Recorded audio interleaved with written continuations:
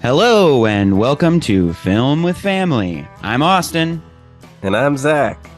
And we are two cousins who like to talk about movies. This week we are continuing Mom Month with my mom, Mia Madre, Liz Zweifler. Hello, everybody. Hi, Mom. Hi, honey. Hi, Aunt Lizzie. Hi, my Zachy. And today we are talking to my mom about a favorite film of hers, 1987, one of the great rom-coms of all time, Moonstruck. Woohoo! Starring Cher and Nic Cage. MOMSTRUCK now. Totally. Yeah. Perfect. Yes. The moon brings the woman to the man. Capisci? The moon is a little like love. Will you marry me? I will marry you. I will be your wife. You love him, Loretta? No. Good. When you love him, they drive you crazy. Sometimes Why are you marrying Johnny? He's a fool. it makes you act a little crazy. Where are you taking me? To the bed. Oh, God. Okay, I don't care. Take me to the bed. Isn't it romantic? You got a love bite on your neck. Your life's going down the toilet. You'll have your eyes open for you, my friend. I have my eyes open. I'll say no more. You haven't said anything. Que bella luna. You ruined my life. That's impossible. You ruined my life. Look, it's Cosmo's moon. Why do men chase women? Nerves? I don't want to talk about it. That moon. That crazy moon. Now you talk. I love you. What? Snap out of it. I'm confused. This is probably, I would venture to say, and we can argue, I think it's arguable, that this is the most family-centric film that we've ever covered on Film with Family.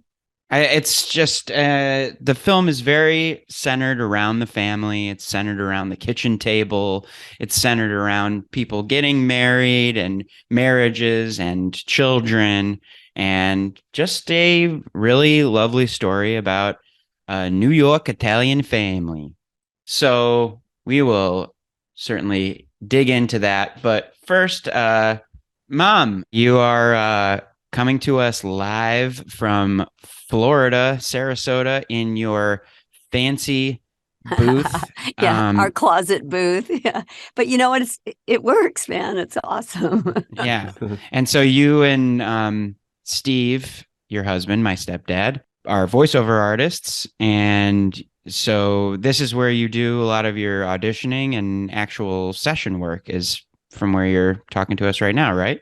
Right. It's like what your little brother used to say to me, Mom, I know what you do. I go, what is that, honey? He goes, you audition. I go, well, that's really pretty much the thing, honey. Pretty much that's, your mom does a lot of auditioning, not a lot of jobs. Oh, that's not true. Well, you book. I booked, but it was just like, yeah, Mommy, you audition. I'm like, right, Drew.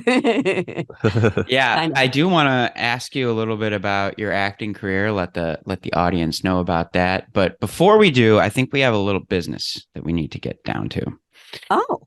So I'm going to force a double take. A double take. Oh, no. I'm scared. So in the Mario episode, Caleb and Zach talk about a Game Boy that apparently you bought for them, and it was their foray into video games. You cracked the seal. Is this true, Mom? I absolutely was shocked when I heard that. I'm like, there's no way. First of all, they were really expensive. What I'm thinking might have happened, if in fact they did get one from us, is probably it was an older one that maybe we gave them. But I knew how, I didn't want you kids to have them. So I kind of had to, because of, how much you played with Brian and stuff, I was like, I'm screwed, because either my kids are going to be home or they're going to be forever in a neighbor's basement playing. So that's when I finally broke down. But I do not recall that at all. I was like, what? No way. But it's possible we could have given you like an older one. I know I wouldn't have gone out and bought it. I'm pretty sure.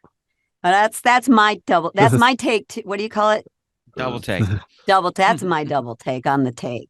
I don't remember if it was like in a box or anything. It might have just been like a pre-used Game Boy or I don't know, but You remember that too, Zachary? I just had the distinct memory of like it coming from you and not from our parents. And yeah, but I know how your parents were, so I know I wouldn't do. I don't think anyway. Whatever. I can't speak. And I to can't it imagine that we would have been cool with you just giving away one of our Game Boys to our cousins. Right. Well, unless I had gotten you a new one. That's what I'm wondering. That's the only thing I could think of. But I was like, record scratch, what? Yeah, I guess I should ask my mom about that when we had her on the podcast. Oh yeah, right. That would have been good. Next time. The story's getting confusing, folks. We don't know what's true anymore. No. All we know is we got a Game Boy one Christmas, and it's unsure where it came from. Maybe it was Santa Claus. I don't know. Could have been. Do you remember, Zach? Was it like the big, like the old boxy, like original Game Boy, or was it like a Game Boy Color? Or I think it was a Game Boy Color or a Game Boy Pocket. I remember it being like the smaller one, and it was purple. That's what I remember. I don't know. Well, the mystery remains. Mystery. We'll need but I don't remember a lot of investigating this. The mystery of the Game Boy. We'll ask Mark. We'll ask Donna. We'll ask Drew. We'll get to the bottom of this. And then the other thing that came up last, or in the Bellazaire episode with Donna, is the year of my birth, or the day of my birth, May 23rd, is the day of their wedding. That's and also correct. This movie, Moonstruck, came out in 1987. That's correct. So, I don't know. Take us back, Mom. 1987, you just had birth with your first child, me.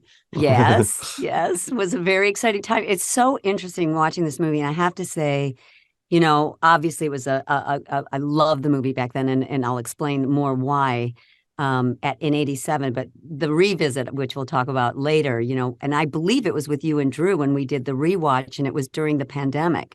And that was when I just went, oh my God, this movie. I mean, anyway, but to go back to 87, I looked it up, and the actual premiere was December. So my guess is it was the Christmas movie that year. And you were already born, so I'm guessing, you know, we were maybe even saw it in Ann Arbor, or I think Dad and I did have this is Austin's dad, that we were married at that time, and then I'm pretty sure we either got a babysitter for you in Detroit, because we did have a babysitter on our street by the time that would have happened. But I can't remember. I don't remember where I saw it. I don't know if it was Ann Arbor where Mom and Dad, Grandma and Grandpa would have babysat, or if it was Detroit. I don't remember that. But you saw it in the theater. Oh, of course. I mean, that was 87. That's all. That's the only place you saw it. Oh, right. Of course. Back then. And it was, you know, you didn't see it on Netflix? No, sorry, honey. That did not happen.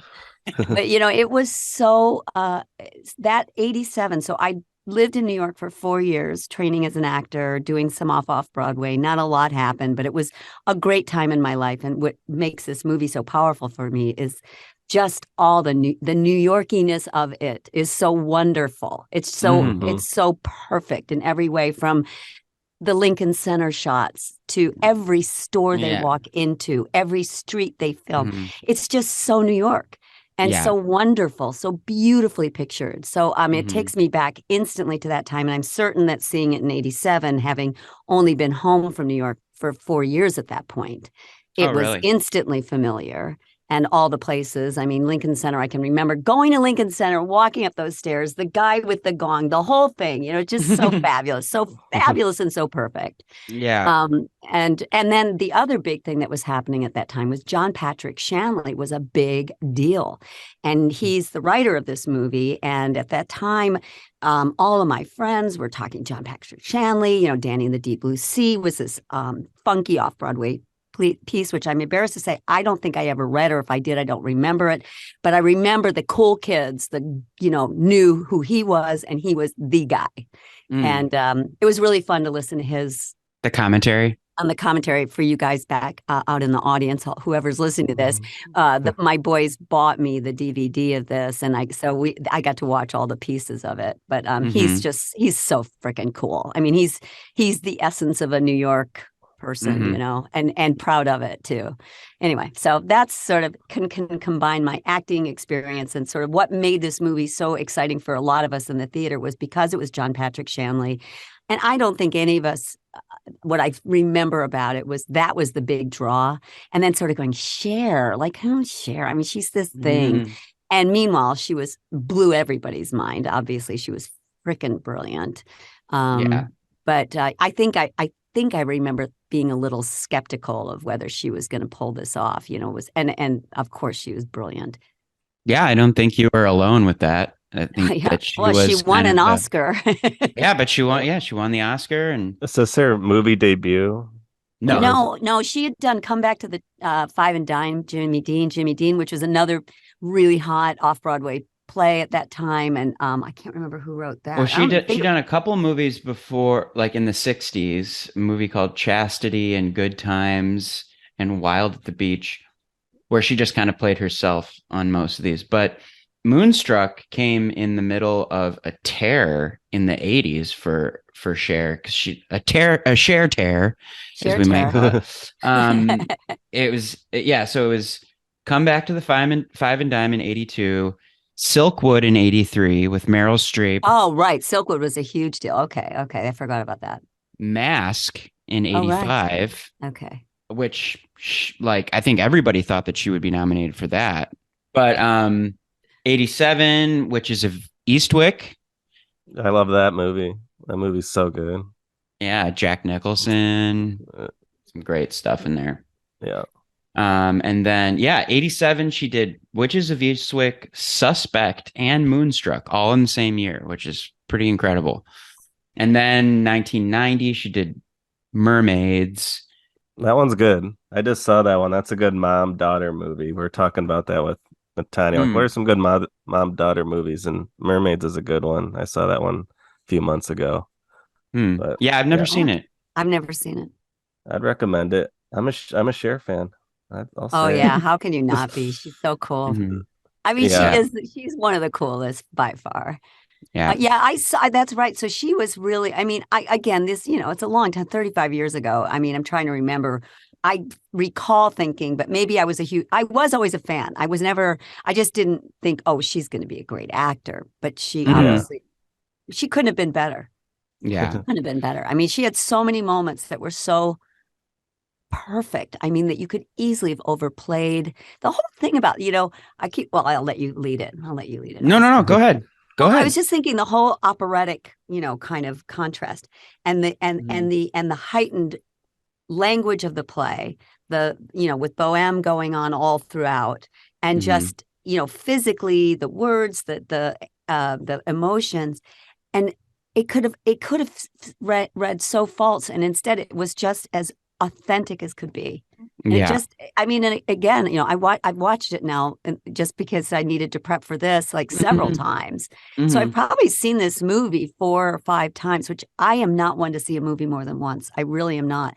But this is a sign, you guys, of getting old, is when you start liking older movies more than the new ones. It's like, oh no, the nostalgia. Come to this. It's like they don't make them like they used to. It's like, oh, it's true though. They really don't. I'm going down a rabbit hole. I don't like it, but I'm like, no. But I'm like, now this is a movie. You know what I mean? I'm like, this is a picture right here. This is a picture, I tell you. But it's true. It's true. I mean, I would venture to say that this is the greatest rom-com of all time. Well, it actually has been legitimately placed in I think it's 6 in the Criterion something or other. It's some kind of, it's in the top 10, high up in the top 10 of best rom-coms ever. I don't know what would be number 1. I mean, you got When Harry Met Sally. One of my other favorites that I love is Working Girl. Did you ever see that with Melanie Griffith and Harrison Ford. That's another one I No. can. When Sigourney Weaver. Oh my God, it's fabulous. I mean, it's such a girl film, Yeah. which I'm outing myself on this because I am such a girly person when it comes to movies. I mean, this is like, to me, the perfect movie. There's nothing scary. Nobody gets hurt. It's emotional. It's sweet. I bawl through the whole thing. I probably cry a million times watching it. And I love a movie that makes me cry. Yeah. No, it's very heartwarming. It's such a Lizzie movie. Yeah, I mean, it's a beautiful love story. It's a beautiful story about family. It's funny as hell. It's a love story to New York. Yeah, love story to New York and love story to Italian Americans and the moon. And the moon and wolves and love. We all love moons here. The things I put at the top were love, death, wolves, moon, and family. It's sort of big themes. Yeah, I feel like it transcends rom-com. It's just like it transcends genre a little bit. It doesn't even feel like a rom-com to me. Mm-hmm. Even though it is romantic and it is very comedic, but it's just a great movie. That's its own thing. There's no movie like it, really. Yeah, I would agree. I mean, the writing, I think, is just so spot on because, John Patrick Shanley wrote plays, and this movie is very theatrical, but usually the theatrics never translate correctly onto film, but this movie just nails it. All of the dialogue is kind of larger than life, but also so natural. Everything seems real.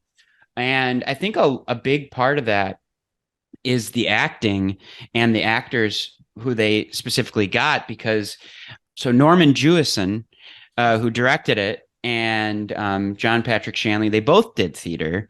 And so they got a lot of the actors who they worked with in New York. So Olympia Dukakis, who won Best Supporting Actress for this movie, Danny Aiello, Vinnie Gardenia, Julia Bassavo, like all the people who play the main core family, they all actually worked together in New York as theater actors. So they knew each other and they knew how to play off of each other in a very natural way. So I think that lends itself a lot to the success of this film. And and John Mahoney too, they all worked on stage together.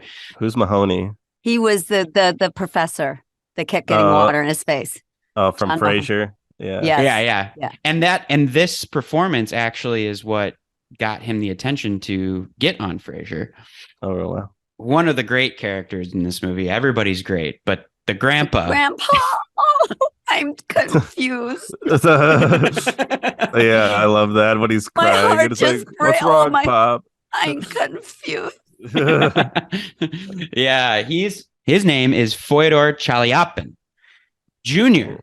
And he is actually the son of a 1900s Russian opera singer who actually did perform at the Met. And he was a Russian actor for a long, long time. And I guess Norman Jewison knew Sean Connery. And so he reached out to Sean Connery. He's like, "Have you ever worked with this guy, Chaliapin?" And he was like, "Yes, but he doesn't speak English. He can't see. He can't hear, but he will steal every scene." Mm-hmm. And he does. And so, he was just an incredible actor. He was in Fellini movies and every scene that he's in, walking all those, that pack of dogs. And most of that is improv too, which I learned that most of his scenes, he improv'd all that stuff with the dogs. Yeah. Or when he walks out to the moon and he gets them all to howl, it's just it's so great.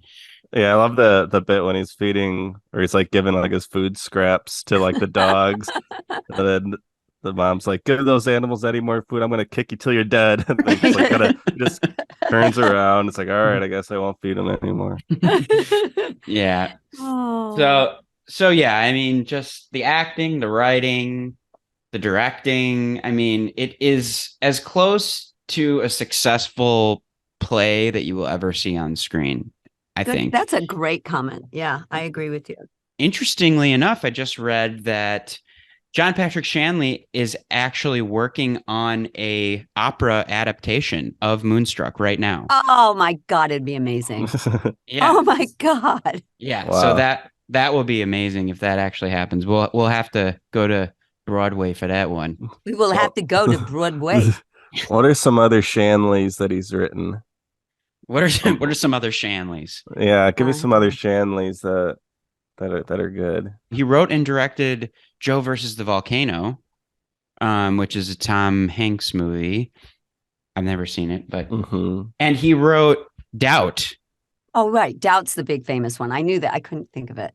Yes, and it was a successful play, I think Tony Award winning play, and also then became a movie. Yeah, with Philip Seymour Hoffman. Right. One of your and Meryl favorites. Streep, I think wasn't Meryl Streep in it? Mm-hmm. He also wrote famous bomb Congo. I haven't heard of that one. It's a movie about monkeys that go crazy and kill people. It's been a while since I've seen it, but it's like a classic, so good it's bad kind of thing, or so bad it's good. So good it's bad. He said when he wrote this movie that he said it literally poured out of him. He just, and it was all speculative. He had no, I mean, and when it finally got to Jewison, the story goes, it had earmarks and coffee stains all over. It got turned down by everybody.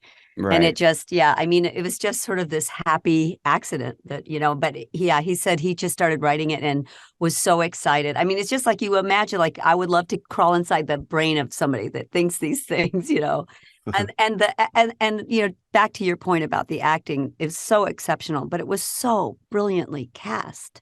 There was, like I said, the guy that did I'll never forget seeing that guy that does the gongs at intermission to bring you back in, and the cape, and I mean just how he was perfect. And the old lady at the airport going, "I put a curse on that plane," and then she goes, "I don't believe it." Yeah, neither do I. There's someone on that plane. Yeah, my fiance. I put a curse on that plane. My sister is on that plane. I put a curse on that plane that it's gonna explode, burn on fire and fall into the sea. I don't believe in curses. Neither do I. And then at the end, she kind of nibbles on her lip, going, "But it could be." Yeah, maybe. Yeah, I love that scene. And yeah, like all the waiters in the Bobo. Yeah. Bring the check. Yeah. He'll ruin his suit. He's on his knees. He'll ruin his suit. Yeah. Norman Jewison, he wanted everything to feel like a family. Like even in that opening scene in the restaurant, the waiter's talking about Johnny, like, this is family. Like, he's about to marry this girl. Like, everybody, everywhere you go, everyone's like so connected to each other in like a really sentimental way. Like even the girl who works with Nic Cage at the bakery, and she's like, I love him. Like, just like, but he'll never love me back. That girl. Everyone has a little backstory or bring me the knife. No, I won't. I won't do it. Do it, Ronnie. I love him, but he'll never love me. He's the most tormented man I've ever known. Bring me the big knife. Bring me the big knife. I'm gonna slit my throat. Oh man, Nic Cage is just oh god, we haven't talked about him yet. But yeah, like just or like when they go into the liquor store and like it's the husband and wife kind of talking where she's like, "You're a wolf." And I guess the original title of this movie was The Bride and the Wolf. Right. But they changed that title because the old title sucked. Yeah, it sucked, and also it was like everyone's gonna think this is a horror movie. Right. And so, yeah, I just want to touch on that because, so much of this movie is about like following your intuition and following your heart and not letting like practicality get in the way. It's like Cher wants to marry Johnny because it's just like, I'm old. I need to just do this. I need to get married again. But obviously she's kind of swept off her feet, literally, by Nic Cage, because it's just, that's where the passion is and that's what she wants to do. But so much of this movie like kind of came together by intuition. It was like, we got to change the title. The title isn't really working. Or like they didn't want Nic Cage originally, but Cher insisted. She was like, Nic Cage is the guy. And she was like, I will not even do this movie if Nic Cage isn't in this movie. She insisted on that. And so it was like, they got Nic Cage for that. Or like, they wanted the beginning of the movie to be La Boheme. They wanted that to be like the whole beginning of the movie, all the soundtrack to be that. And it wasn't playing right in audiences. And they were like, we got to get rid of the opera, I guess, even though that's a central theme of the movie. And of course, they throw in Dean Martin, That's Amore, and Norman Jewison was like, oh my God, this is the movie. Like, even though at first he said, I hate that song. And then he heard, he's like, no, this is exactly what this is. Yeah. I mean, like, it's literally freaking Dean Martin. When the moon hits your eye like a big pizza pie. Yes. Yeah, it's That's amore. Yeah, it's about love. It's Italian. It's about the moon. Yeah. I mean, it's perfect, and so it's like so much of this movie was like, let's just do this, let's just do that. And then because somebody insisted, like, no, we need this, we need that. My heart is telling me we need to change the title. We need to get Nic Cage. We need to change the music. And then it just resulted in this perfect film. The other thing that because like I said, I was reading a lot of different things. And apparently at that last scene, that amazing in the kitchen scene with that, everything gets resolved. And at that point, someone said, what do you think? And Cher did thumbs down, like, this movie stinks. I'm like, oh my God, who knows? But I mean, things happen, the strong personalities and, lots on the line and, things happen. But man, I mean, to me, it's like, who cares how the sausage was made? Because it tastes delicious. Yeah, exactly. And a lot of the actors aren't even Italian. Cher's not Italian. What is her heritage? I think she's Armenian. Oh, that makes sense. Okay. I mean, Nic Cage is really a Coppola, though, so that's kind of Italian, right? Oh, yeah. He's Italian. He is. Yeah. Well, and his whole method behind that, that's a whole other thing we can talk about, like that he got his incentive from these old German, like Fritz Lang and Metropolis, with the hand in the air and I lost my hand. I lost my bride. I lost my bride. Johnny's got his bride. Johnny's got his hand. I lost my hand. I lost my bride. Johnny has his hand. Johnny has his bride. You want me to take my heartbreak, put it away, and forget? The whole German expressionism thing with Nic Cage, I think, is really amazing. And this is why he's one of my favorite actors, is because he really digs into the visual nature of film, and he's always over exaggerating things, but that's what film is all about, is like making things larger than life. And it's interesting. I actually did just last week see a screening of Metropolis. Interesting. At a theater near me called the New 400 Theater in Rogers Park, one of the oldest theaters. Near you? Yeah. A theater near you. Okay, you got now that you said it. Okay, you've got it. You got to tell. So when Austin used to want to go to a movie, he goes, "Mom, let's go to a movie at a theater near you." He would just imitate the commercial. A theater near you. At a theater near you. That's good. Yeah. And that's the thing about Nic Cage, is he's so educated. He understands that. He's just got such a depth of knowledge when he attacks a role. Mm-hmm. He comes off as a crazy guy, but he's one smart crazy guy. And he's only 23 years old, I think, when they filmed this. Yeah. Which is pretty crazy, because they wanted somebody like older, I guess someone more Cher's age at the time. But Cher was like, no, we need this young guy. She wanted Nicky. She said, I want Nicky. She just knew it. She said, that's the one I want. And she was right. Yeah, Raising Arizona came out the same year, or it comes out in March of 1987, which we talked about in this podcast, a movie I love very much. Yeah, so this is a big year for Cage.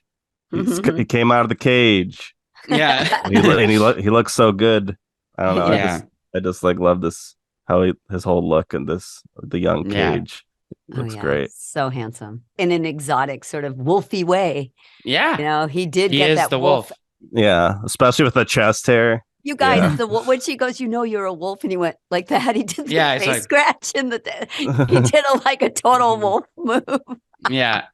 That was a little obvious, but it was funny. It cracked me up. But he does that. I mean, like the way that he knows how to like engage his own physicality in a film, like the way that like when he knocks over the table and he just kind of like swoops his hair, he's just so in his own body, when he's acting, and it's just, he's my favorite. I love him so much. And you know what's so cool too is that he has the ability for that role to be that, sweaty in the ovens, and then you go up to his apartment and you see this man who's clearly has an aesthetic. I mean, beyond the music, and again, these are just sort of. He loves the opera. He loves the opera, and he loves beautiful things. He's a poet, and so he really is. He's and he did that. I mean, obviously there's set design involved, but I mean, but he embodied it as well. Yeah, absolutely. I thought that was super cool. Super cool. Yeah, I love the introduction to his character too, because it's just Cher calling him up on the phone, and you just see him from behind, and he's like kind of hunched over the phone. You don't see his face, but like you get this like foreboding, like, oh, who is this guy? Yeah. He's like kind of looking like an animal right from the beginning. Exactly. And that's what she calls him too. You animal. Animal. What's been made wrong cannot be made right. Lands the phone. He's an animal. It was like perfect. Yeah, a lot of references to animals and wolves. Yeah, right. Mm-hmm. I think it's really good that they didn't make the title The Bride and the Wolf, because it would be so distracting. It's like such a nice, subtle undertone of the movie that like, yeah, it is kind of in a way like a Beauty and the Beast kind of story. Oh yeah. That's true. Like she does kind of like she gets dressed from a up. cocoon. Yeah, like, in the beginning of the movie, Cher is like kind of dowdy and got gray hairs and dresses kind of frumpy. Like she doesn't look like the Cher we know, but once Nic asks her out to the Met, she gets all dressed up, she does her hair, and boom, she's Cher. Well, did you recognize the name of the shop she walked into? No. It's called the Cinderella Beauty Shop. A little subtle there. And she does have the ruby red slippers. Oh yeah. I mean, Mm-hmm. for me, Cinderella stories I always love. I love the rags to riches stories. I mean, just visually and the whole thing, and how beautiful Cher's going to be, and she was every bit that. And I mean, the scene in the opera when she's just has those single tears coming down, just so. I mean, my God, she was just stunningly beautiful. Both of them were so gorgeous. The way that whole sequence of her like buying the outfit and doing her hair, it's just it's a Cinderella story, and for people like me, it's like, oh, I love this part. I love seeing that happen. I love seeing someone so dressed up and beautiful, and ooh, look how pretty. And it's just, I fall for it every time. I fall for it. Yeah. And I love that she admires herself too, like the way that she is kind of after she gets her hair done, and it's like the day before the Met, she's like sitting in her room, and she's like got her like nightie on, and she like looks at herself in the mirror, and she's like admiring herself, and I saw an interview with Cher where she talks about that scene where she was like, she in her head was trying to channel Audrey Hepburn throughout this movie. And I remember walking to the mirror, looking at myself in the mirror, and it reminded me of her somehow. And when I walked to the mirror, I did think about her. I met her the night that I won the Academy Award. I got the Academy Award, and I went back around the curtain, and she was standing there, and she took my hand, and she said, I'm so glad that you won it. I wanted you to win. She was my idol growing up. And to be able to win the Academy Award and then have your idol tell you she was so glad that you won it was, I never kind of did hit the ground that night. Oh God, that's another one, I could go on and on about. I mean, I still am infatuated with Audrey Hepburn. She's one of my number one favorite in the world. Any movie she's ever done, I could talk about forever. Yeah. What's your favorite Audrey Hepburn? Well, I probably haven't seen them all, but I mean, Breakfast at Tiffany's, Roman Holiday, Gigi. Isn't she in Gigi, or is that the other Leslie Caron? Anyway, I love her. I do love her. I love everything about her. Yeah. I was thinking of the things that like scenes that I love so much, but Sure, yeah. but what I just didn't want to. I know we talked about like the gong guy, but I guess what I wanted to say is from the gong guy to the woman in the airport to the couple in the liquor store to the aunt and uncle in the Cosmos Moon scene, which still makes me just weep. I can't even see. I'll start crying talking about it. It's just such a beautiful thing that happened.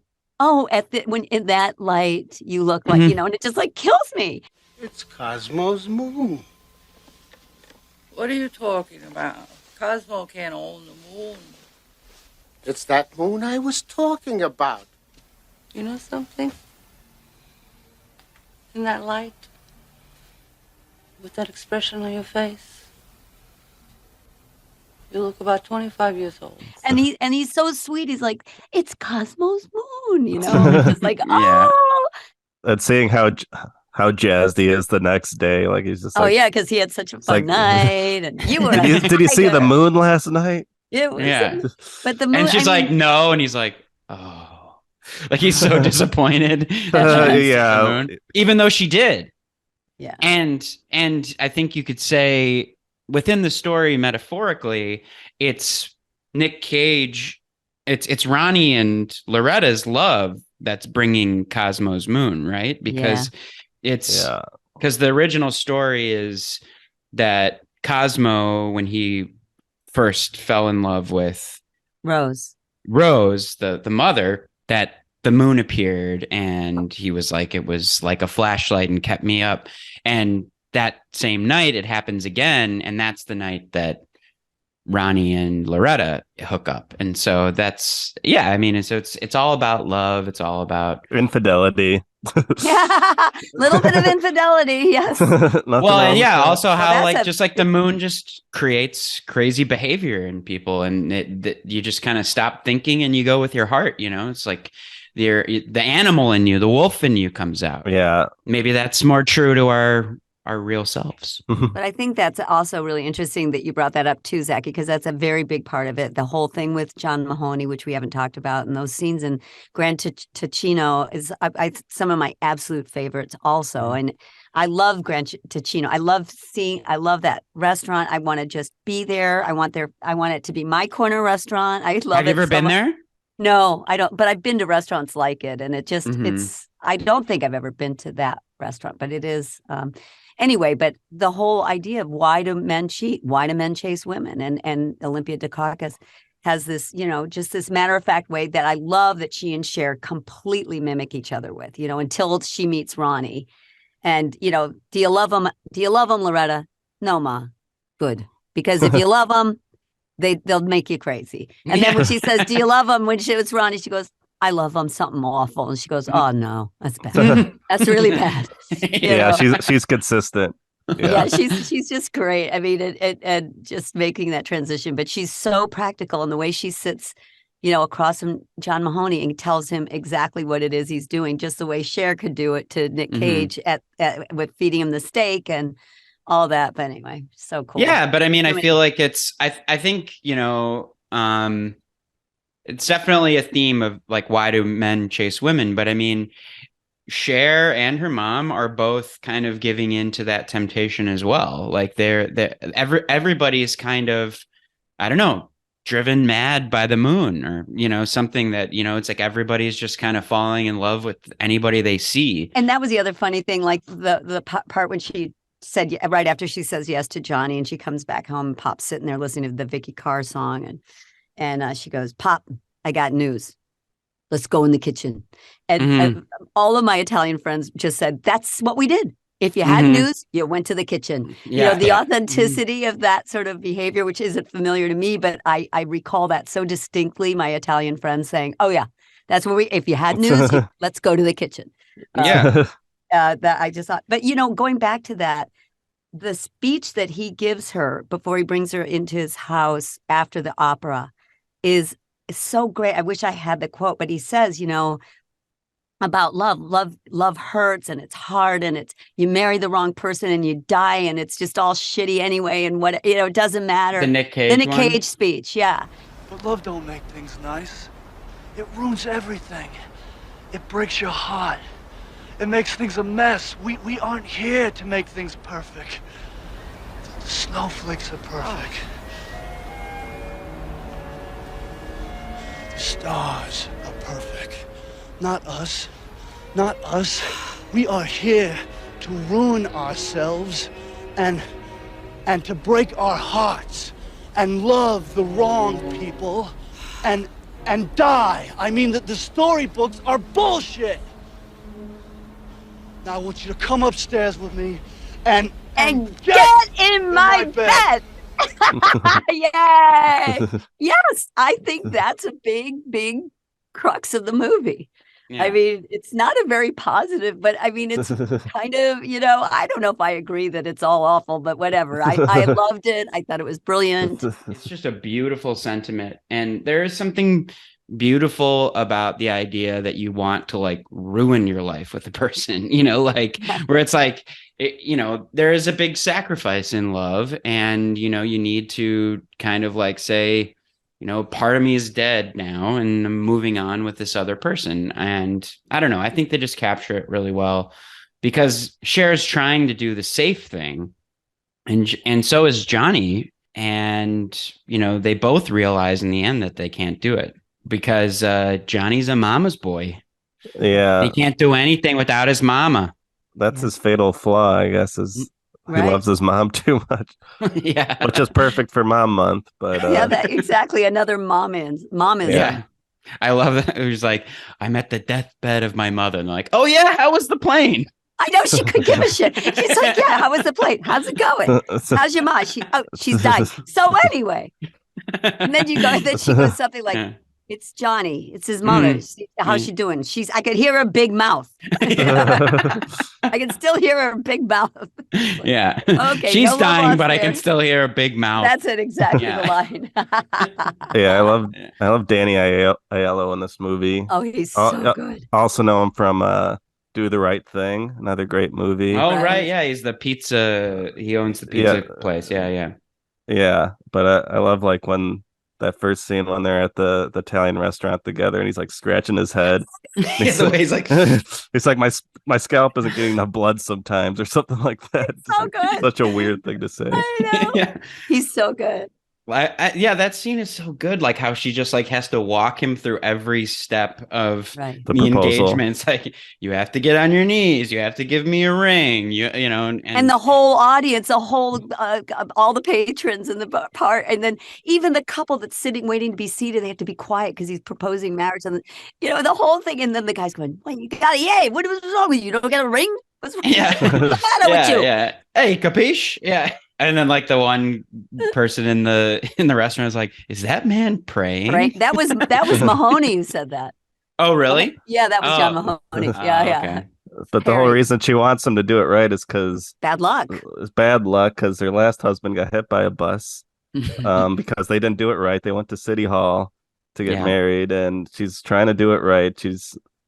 Even Cosmo tells her about the bad luck and she's very, very concerned about bad luck at the beginning. Well, the superstition part of it is as strong as they're practical. Both Olympia Dukakis and Cher, particularly, are very, this is how it is. I'm good, blah blah blah. This is how you propose marriage. This is how you live a life. And the other side is they're very superstitious. It's it's very kind of otherworldly. And I even think even in when the one couple's arguing, you're a wolf. I see a wolf in you, and he goes, you know what I see in you? I see the girl I married, and and you're like, oh, jeez, come on. And she totally melts too, like all the anger. We all did. I mean, it was like. Talk about a way to get out of something, man. Note to all you folks out there. Yeah. Yeah. How to deflate some jealousy. Right. You know what I see? I see the girl I married. I'm like, oh, I know, but there was a lot of moments like that where it just got me. Or like when the next scene after the funeral scene, when the guy's putting the rose. Oh, this guy really knows how to do it. What a romantic. She goes, I see a guy wasting his money, and he goes.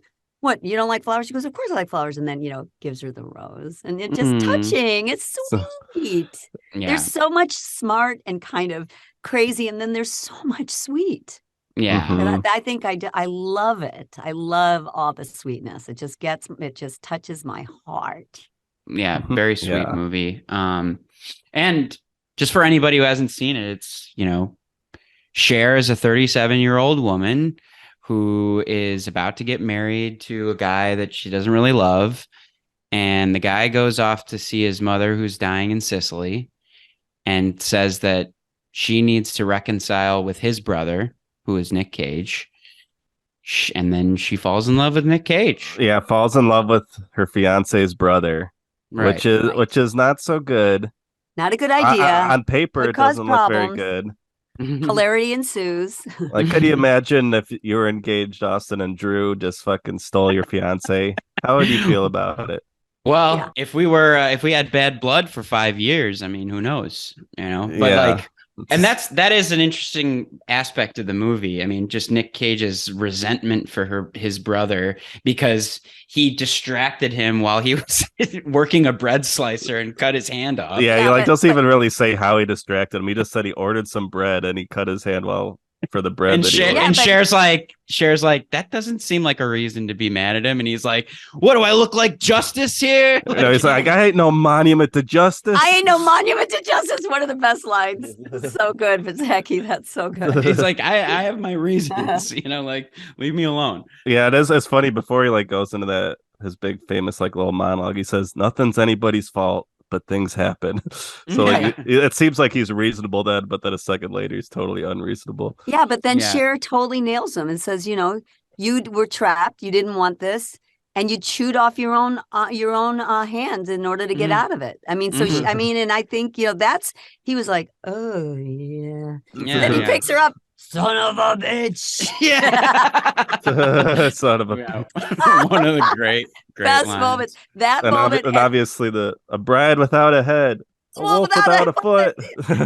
Another iconic moment. I love you. She goes, bam, bam, snap out of it. Yeah, snap out of it. Where she slaps him twice. I think that's big time. Yeah. And she hit him for reals. I'm pretty sure. Oh yeah, I'm sure Nick insisted on it. There's a moment when she's first saying goodbye to Johnny at the airport, and he says, "You need to go talk to my brother Ronnie." He says, "I haven't talked to him in 5 years," and then looks at his hand and shakes his head. Oh, I didn't catch that because he doesn't have a head anymore. Yeah, and I can't even look at it. I mean, that's something that you don't pick up until you see it do the second watch times. Yeah. But it's a nice little subtle moment, where he's just like, oh yeah, the hand, that's the whole thing. And I guess that was something that Patrick Shanley took from his real life. He knew a guy with a wooden hand who was resentful to everybody in his life. He blamed everybody else for his misfortune and thought that everybody was making fun of him or something like that. So he was like, that's a good character. I'm gonna put that in my that's back interesting pocket. I didn't know that. That's so cool. Another thing I want to talk about with this movie is the food. About there's some good food going on in this movie. I mean, it's an Italian family, so you got the bread, obviously, which if you notice when Cher first walks into the bakery, the people at the counter, the woman is Martin Scorsese's mom. Oh, whoa. I didn't know that. Yeah. So another mother connection, another mom for Mom Month. But yeah, I mean, you got the peekaboo eggs. Remember, we used to make those. Yeah. I used to make those for you guys. I thought we called them window pane eggs, but yeah. Or egg in a hole. Egg in a hole. That's it. They made, oh God, I hated making those suckers because they almost always would break and you're trying to make them perfect. Oh yeah. Actually, that did not look appealing. It only reminded me because I felt like she flipped it way too early. And it was it's going to not work. It's not going to be a good egg. That's not going to be a good runny egg. It's going to be way too runny. Yeah. That's what I thought when she was making those. And I loved the peekaboo eggs because that taught me how to flip an egg, because it's you can kind of use the bread to flip it. I feel like it's easier to not break the egg with peekaboo egg, but what do I know? No, have you ever made one? Yeah, that's what I'm saying. Is that's do you how still it make them now?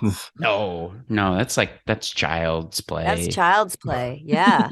Vincent Gardenia and Julie Basavo actually made all of the food that's in the movie. Oh, come on. They actually made the sauce, they made the spaghetti, they made all the food. And so when they're sitting down to eat, it's you can tell he's like, I made this damn meal. It's like, Yeah, I would have liked some more close-up shots of the meals. I always like want to get a good big shot of like what are they eating here? Because everyone loves Italian cooking, or at least I know I do. So I do too. One of the things I was going to tell you guys is what really brought this home, and it's been very interesting because it wasn't just me, was during the pandemic. So I probably hadn't watched that movie in 25 years. And like I said, I don't watch movies twice. I like, oh, I love that movie, but I'm not one of these people that like scrolls through and sees a movie and go, oh, I've got to watch that again. I just don't.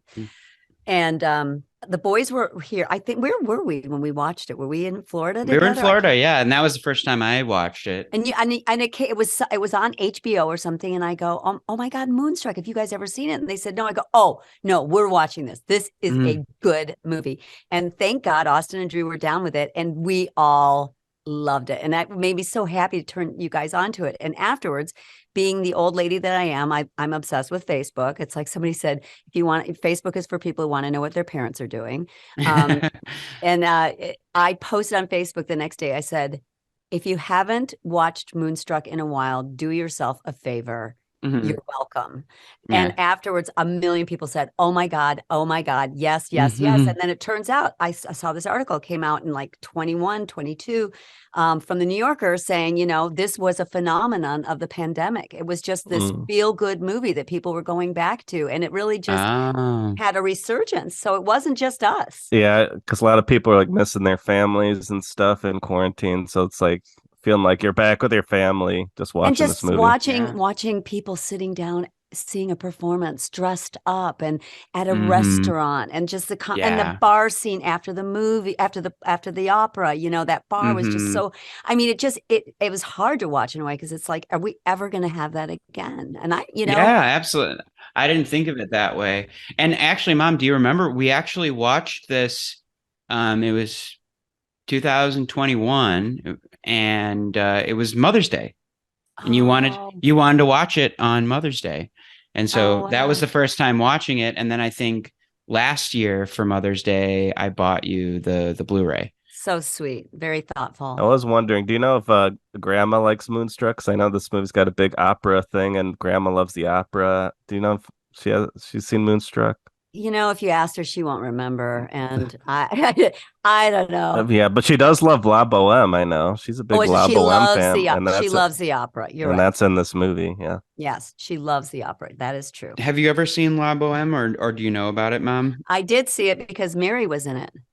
Oh, and can you tell me a little something about? Because I don't know the story. I don't really know it, honey. It's something like, they're artists and they're poor, and she gets TB and dies. I really don't know. I did see it. Mary was in it many years ago, and I saw her in it. I don't even remember what part it was, Mary. I'm sorry. I can't remember. I remember seeing with Grandma, and I think maybe Troy, but it was like, they were just like showing a screening of it at a movie theater, and went to it with Grandma. And yeah, I just remember they're like poets or something at the beginning. Right. They're like throwing their poems in the fire or something to like keep warm or something. It's like, oh, that's pretty poetic there. That's pretty sad. Yeah. We have nothing but this. Now we don't even have this. Yeah. Yeah. Very weepy. How about the sugar cubes and the spumante? I love that.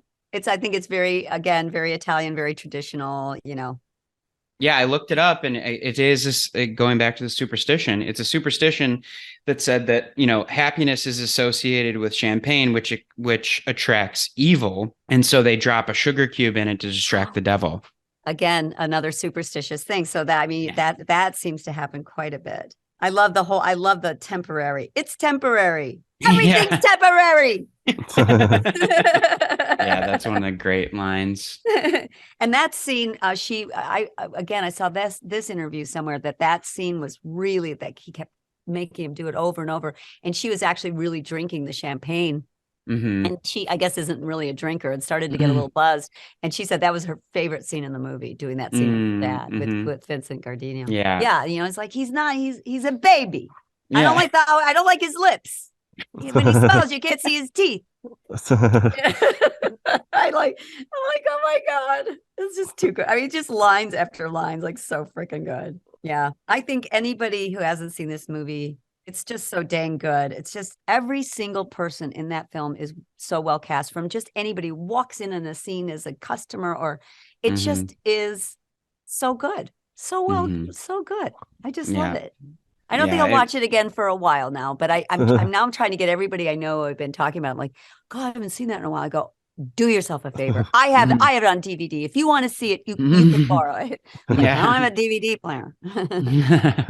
Can you talk a little bit about your history as an actress and your life in New York City, what that was all like?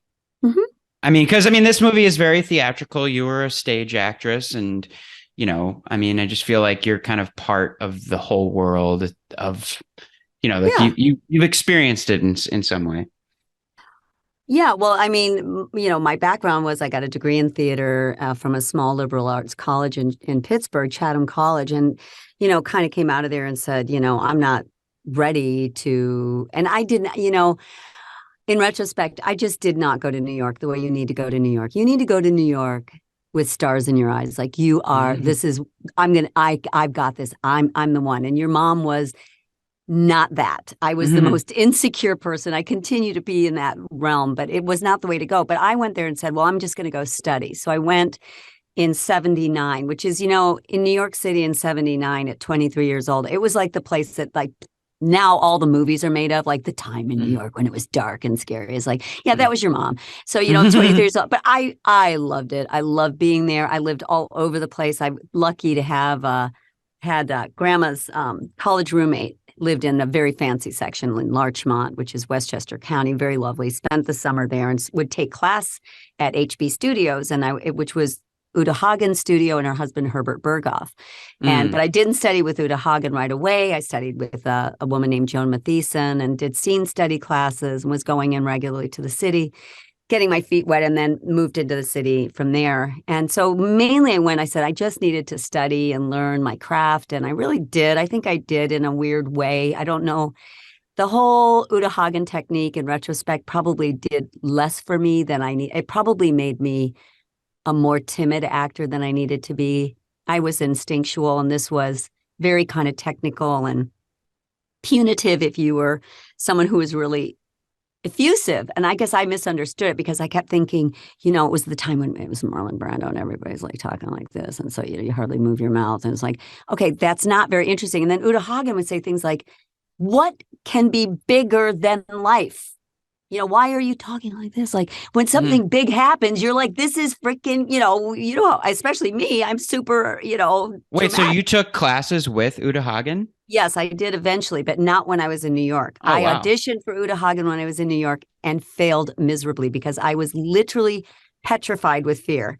My scene partner, who I was every bit as good as at that time, who rest her soul, has passed away, and she was my idol. I adored her, but I was every bit as good as she was. I was so scared I could barely get a word out. I just was paralyzed with fear. And I'm not saying, but certainly I didn't give myself any chance of getting in. But then she came to Detroit, and I did scene study with her, so I did get to work with her, and I did prove that I actually can act, with Uta Hagen. But yeah, she would say things to people who would just not take moments that were, it's like, take it. It's on. As long as you're real, you can be as big as you want, and proof in this movie. So, that was and then after 4 years of New York, a little over 4 years, I did a couple of shows. And the thing also about New York is, I wasn't a singer dancer. And so, if you really don't have that triple threat, a Broadway person, I was a dramatic actor. I should have done TV and film. Again, I just didn't have the confidence. So went back home with my tail between my legs, trying to figure out what the heck I was going to do with myself, and went back to Ann Arbor. And Grandma was so funny. She's like, they were doing a production of Philadelphia Story at the Civic Theater in Ann Arbor. I go, Mom, they're not going to do Philadelphia Story is a story about this woman, Tracy Lord, which is based on basically Katharine Hepburn. It was her star vehicle. I said, they're not going to do Philadelphia Story without a Tracy. They got to get, and she goes, just go, Elizabeth, just go. So I go and I get the part of Tracy Lord. And it's a fabulous role. And I'd worked so hard in New York to prepare to just be able to sit in a big theater. It was at the Michigan Theater, your favorite theater. We performed on the stage at the Michigan Theater. Huge audience, huge house. For a civic company, it was a very big deal then. And, it's a 3-act play. She's in almost every single scene in every act. And I nailed it. I know I nailed it. Like I'll tell you when I do good. I also tell you when I suck. And I knew I was good in it. Even Grandma thought I was good, which she never did before. So she'd be like, she goes, Elizabeth, I think that's the first time I didn't cringe when I watched you. I'm like, thanks, Mom. Wow. Grandma's tough. Yeah, she's a tough critic. So the other thing about Grandma is when she compliments you, you can take it, because it's for reals. But, yeah, she doesn't just hand them out. No, she does not. It's true. So anyway, and then from there, I was told by several of the actors in that company that there was, a lot of stuff going on in Detroit. I'm like, Detroit? Who goes to Detroit? And they're like, there's equity theaters and da-da. So I went, I walked in, I said, well, I just got back from New York. She's like, oh, you're a New York actress? I'm like, no, I was just in New York. I'm not. She goes, oh no. And so all of a sudden I get this reputation. I'm like, I didn't. I just said I was living there. I was hardly acting. I did like 2 plays. So I got this reputation. Anyway, they started sending me out. I got my equity card right away. I got cast out at the best theater company in Detroit at the time, Meadowbrook Theater, and then an Attic Theater, and that's when I met your dad. And the first radio spot I auditioned for, I booked, and I came back. I was doing Of Mice and Men at the Attic. Dad was in it, and a bunch of our friends. And I came back and I go, guys, I just figured out how we get to do this. This is it. Do voiceover. We can do all the theater we want because we can pay for it. So, and that was really what started my voiceover career. And I ended up really because my nerves with acting really took me down. So voiceover was kind of the perfect place for me to be because I could sort of be in the dark. And I could utilize the things I knew, and I could visualize, and I could take words off the page, and I was good at it. And at the time, I was a heavy smoker, so I sounded really cool. I think cool, raspy voice that everybody wanted, like Demi Moore sounding and stuff. You still got a cool voice. Yeah, got a great voice. What were some of your big jobs as a commercial voiceover actress? I was just telling this story about the first big job I got. I got a fair amount of national stuff out of Detroit, but mostly I was doing a ton of car stuff. And, I was busy as heck. I'd have 5-6 sessions a day all the time. It was great fun. And I got to be, pretty much a full-time mom. I mean, I really didn't have to put you kids in a lot of daycare or any of that stuff very often. But my first audition from when I got hired, I got signed with Stewart Talent in Chicago, but I was still living in Detroit, was for Pork, the Other White Meat. It was my first big audition for them. And I was in Detroit. I think I was pregnant with Drew. So this was like 91 and or 92, somewhere, before. No, it was 91 because Drew was born January 92. So I get a call from my agent, Lee Winans, and she goes, so Liz, are you sitting down? I go, I am now. And she goes, so do you know who booked the Pork campaign? I'm like, me? And she goes, out of everybody in New York, everybody in LA, and everybody in Chicago, it was, and I go, me? She goes, you. So that was a big one. Today's Pork. What's missing? 31% of the fat. Pork, the other white meat. But it was a big deal, and and I'm telling you, try saying pork like 1,000 times. It's freaking ridiculous. It's such a stupid, weird word. It just sounds like pork, and then it was like pork. Yeah. I'm like, oh my God. I mean, pork. It starts getting like, oh my God, please don't make me say that word again. But yeah, we had fun. Crazy long sessions for that campaign, but it was awesome. And then I got, a lot of big Kellogg's. Kellogg's Special K was a big one. Oh, right. Hallmark was a big one. Right. So yeah, I had some great, I had a blast. I mean, in retrospect, I only wish that I could have been calmer and trusted that the work was going to come, because I was always living in this world of scarcity. That's sort of therapeutic term, But yeah. I wish I had just trusted that it was going to come each year, because I was just, I'm sure it was hard on you kids, because I was so scared all the time, worried about money, worried about getting work. And yeah, definitely prepared me for a life in freelance, which I am in right now. And I think I've, and Zach is too. Yeah. And hard to find something consistent. Yeah. It's just And yeah, when you don't have a job on the horizon, it's pretty anxiety inducing. But I think because you were always so nervous about where your next job was going to come from, I sort of try to take like a Zen approach to it and just be like, it'll happen. And if it doesn't, then I'm just going to have to kick into gear and I'll make it happen, kind of thing. But I'm always impressed with how cool you kids are about it. And I think it helps having someone else show you what not to do. It's like, this is not how you should be. Yeah. Because it's just, when I look back, I'm like, what a waste of, I wish I could have just enjoyed it more. But I did. I have to say, when I was working, I was I dug it so much. I mean, I thank God for it. It was such a blast. It was such a blast. And when my really big days in voiceover were funner than anything I can think of, Yeah. And I just have such fond memories of being a kid and watching TV and being like, that's my mom. Like, or like mommy commercial. Yeah. One other funny thing I want to, if you've got the story for it, you did a commercial with Tim Allen. Oh, I did a video. I did an industrial film with him. What was that like? So he was my husband. It was like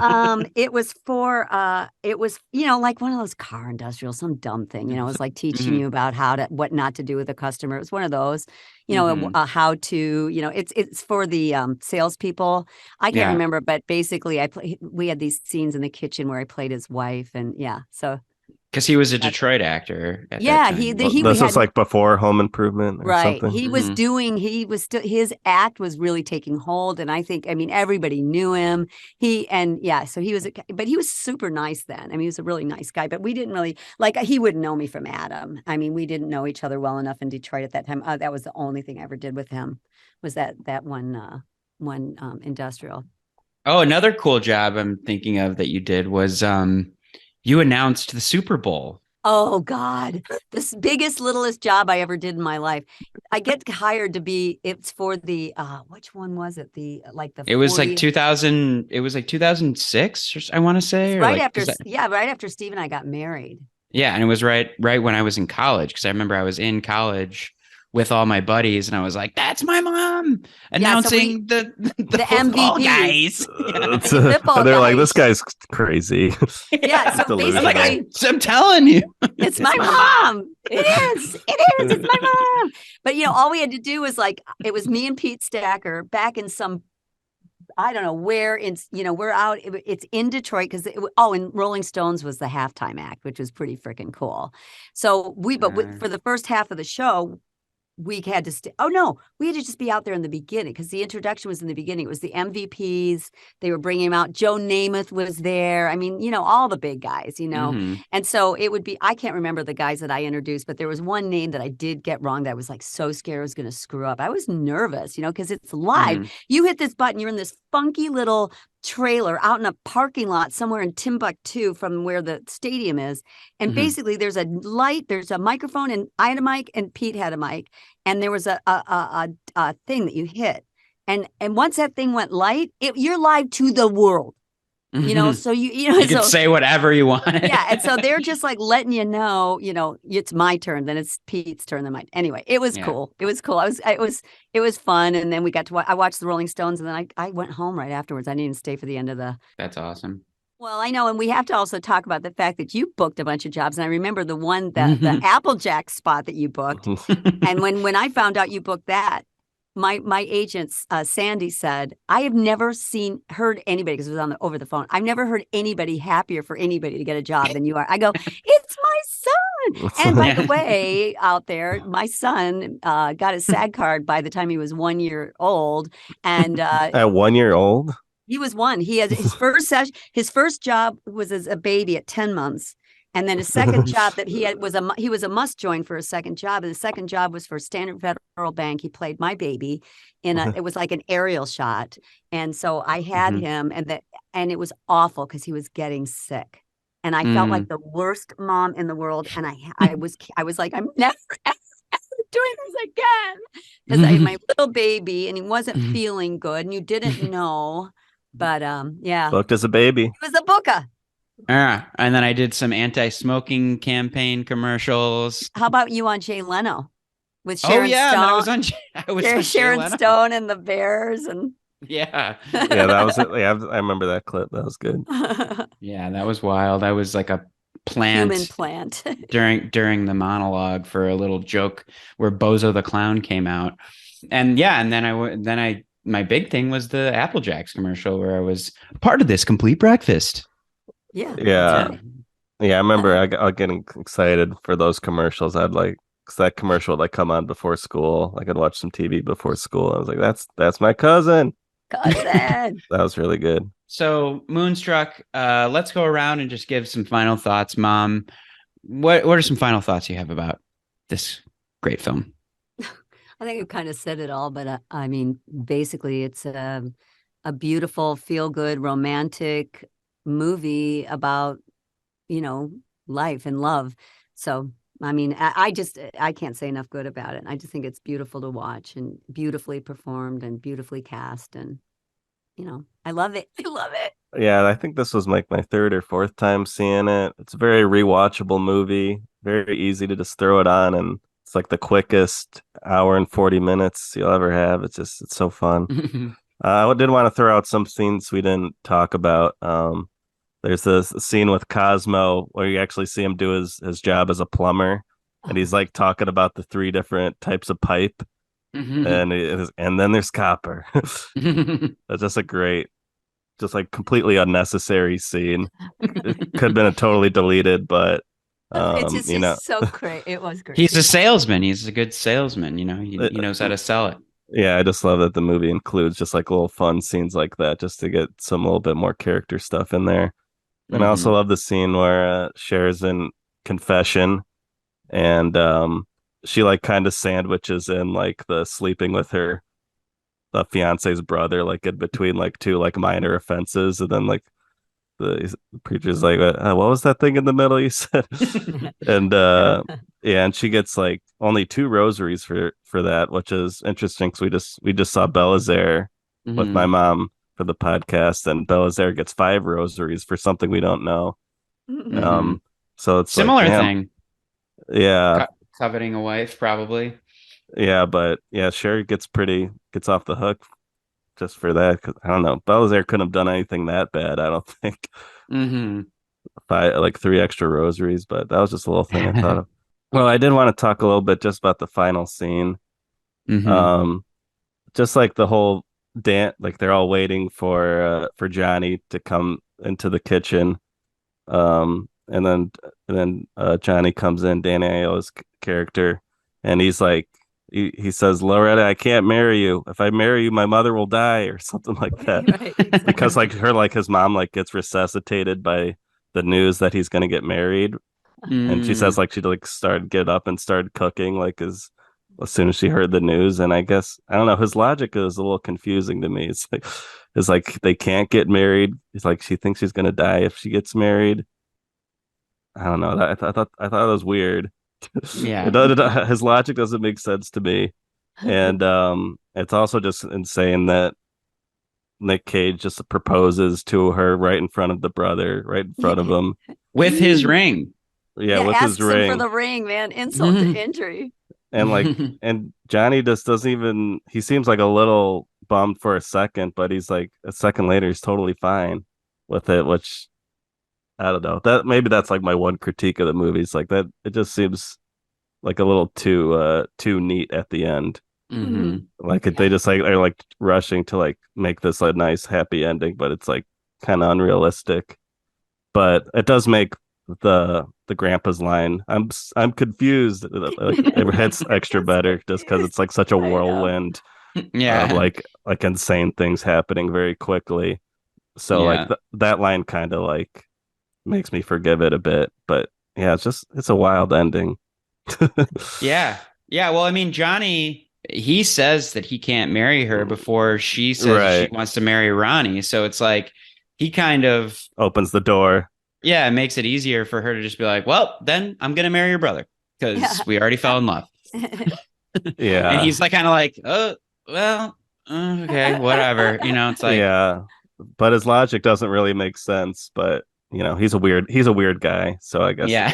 you could kind of make sense in his head because he's a weirdo. Yeah, yeah. I really think it's a perfect movie. I mean, it's perfectly written, perfectly acted. Everything about this movie, the backstory, the way that everything kind of came together, how they avoided some things that may have lessened the film. I just think that it's a beautiful, beautiful film. Everything that everybody says is delivered in such a perfect way from the biggest character to the smallest character. So many little lines and big lines that, it's like from like the very funny little quips to like big poetic soliloquies. The director actually said that the movie is to him an opera. He says like Cher is the soprano, Nicolas Cage is the tenor, Vincent Gardini is the bass, the grandfather is the Greek chorus. Oh, that's so interesting. And that everybody gets their own like little soliloquy during the film. Everybody gets an aria, to like explain their side of the story. And it is a very, very dramatic film. There's a lot of different relationships happening. There's infidelity, there's sibling feuds, and just a lot of family dynamics. It's just like a perfect watch and a perfect family movie. Like, I mean, it's a great movie for this podcast, I think, and a great Mother's Day movie. I think it's a great movie about mothers and being a mama's boy. And being a mama's mothers boy. and mothers' boys. Yeah. And brothers. Mm-hmm. The last thing in the movie is they all cheers to family. The family. Yeah. Yeah. La familia. La familia. Yeah, I do So like cool. that everybody gets their moment.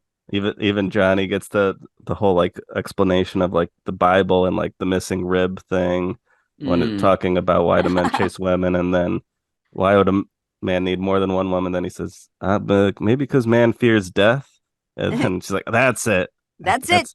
You got it. And so he has his moment of wisdom there too, which is great because he's been pretty dopey the whole movie. But Yeah, he gets his chance to be smart. yes, that's good. Everyone gets their moment. So true. And yeah, I love it. John Mahoney, like after he gets the water thrown in his face twice, each time he's like, cleaner place, get rid of all evidence and give me a big glass of vodka. Like he has like his like little thing His that he routine. says every time. Yeah. And the guy like hits the tablecloth like to beat the woman's vibe off of it. Yeah. Boom, boom, boom. It's like stages it. Yeah, right. Stages it.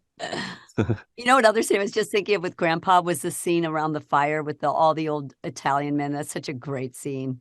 When he brings the dogs and he's telling them he has to talk about. Yeah, anyway, just another Like, great capiche? The moon, la luna, capiche? La bella luna. Yeah, it's all good. And then his line at the very end, like when they're all like kind of sitting awkwardly at the table, and he's like, "Somebody tell a joke."